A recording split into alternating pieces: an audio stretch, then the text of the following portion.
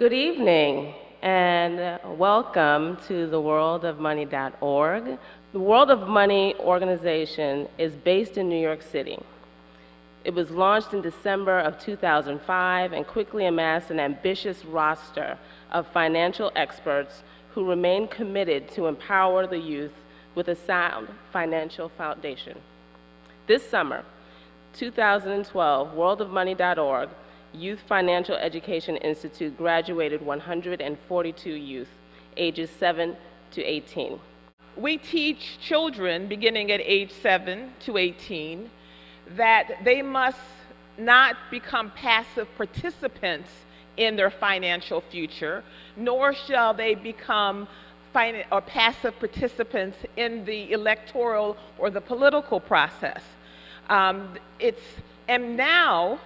now more than ever, and even not just including the 2012 presidential election, but even afterwards, we must wake up.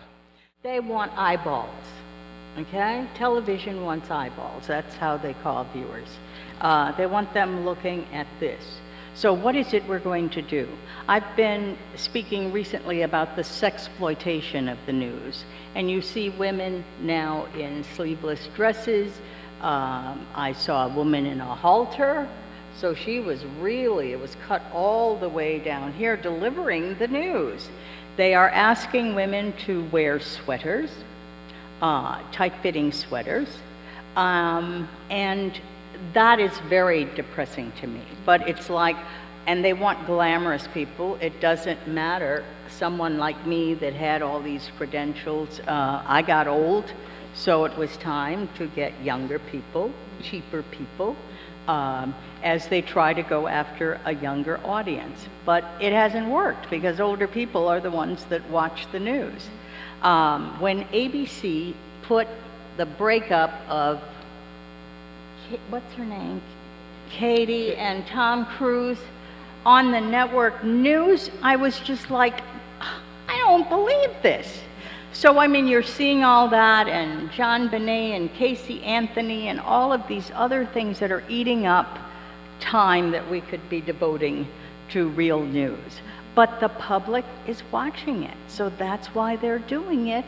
And so I'm upset with the public. There's got to be some kind of literacy education, media literacy, and I think our schools are the place to do it, because the other night they were saying that more people know the names of the basketball wives than they know of their state legislators and their congressmen. They can't name them. So Americans are into all of these stuff and watching all of this stuff, and so it's very tough. It's very tough to put on a serious. Absolutely. Add to that. Actually, One United Bank has been in the news on many occasions, and when I read articles about the bank, it is totally unrecognizable from the institution that I run. Totally. Like, I read it and I'm just like, who are they talking about? And so it really, you know, from a media perspective, it really is important that we understand that media, whatever media it is, has a value system. They have a point of view. They are not communicating news. They're communicating a message that is consistent with their point of view. And so it is so important for us as a community to have our own media. It is so important that we have our own message, our own way of communicating to ourselves. Well, wait a minute, there's BET. That's what I was about to say. Thank you for BET that got rid of their news division.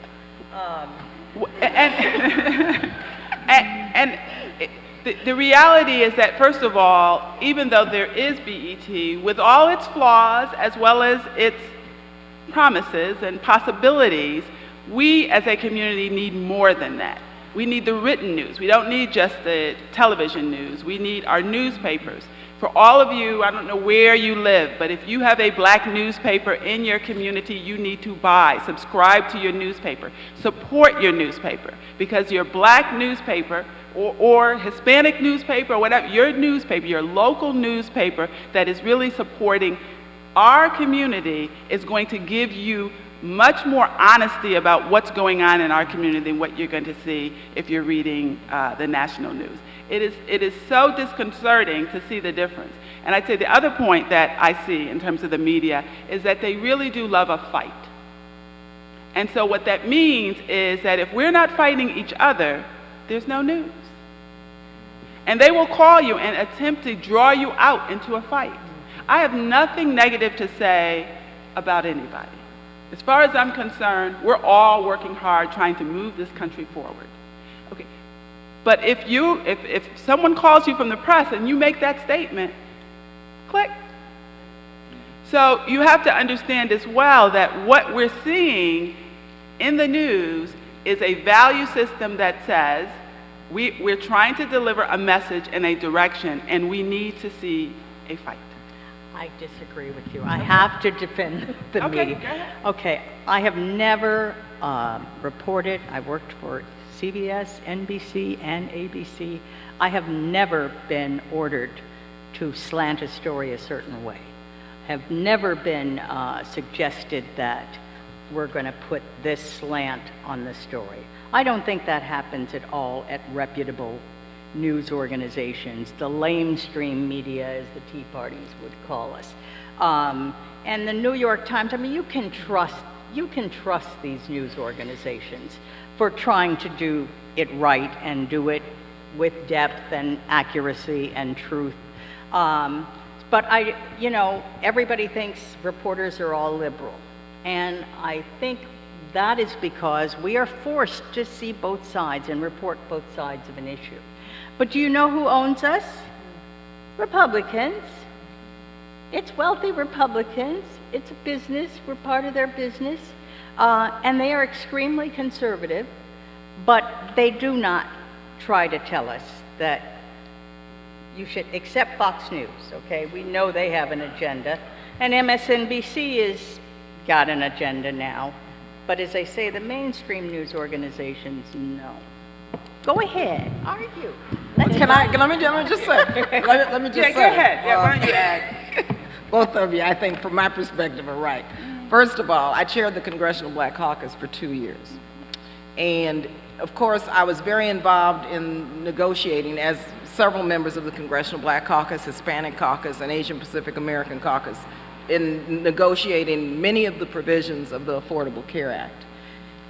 The press, we tried to, so we could get the word out to the community, what was at stake, what we were doing in terms of expansion of community clinics, in terms of health disparities, in terms of setting up an Office of Minority Health Service, all of that we were trying to get out.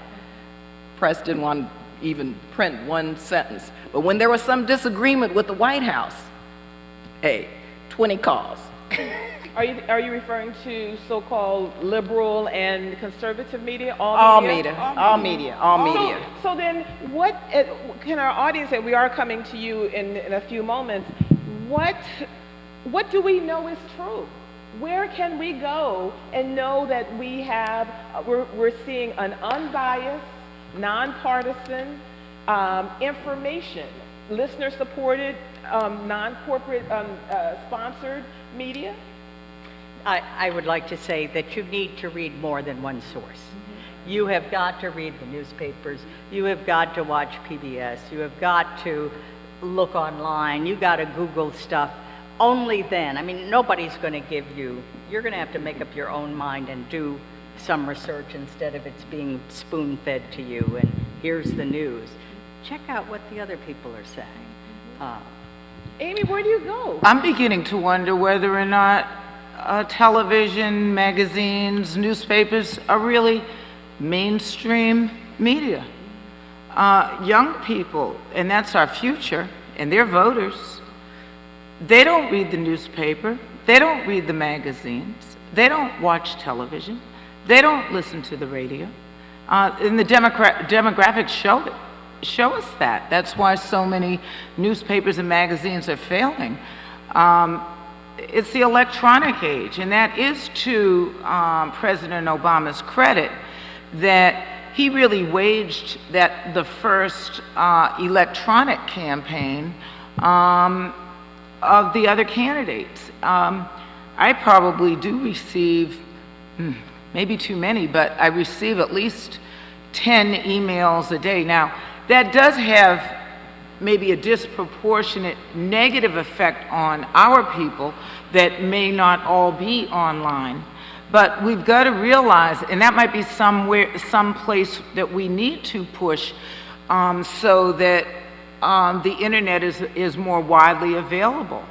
I know that Laurel Yancey there has been working on broadband and penetration for all citizens, but that's really, I think, what mainstream media is and what the future is going to be.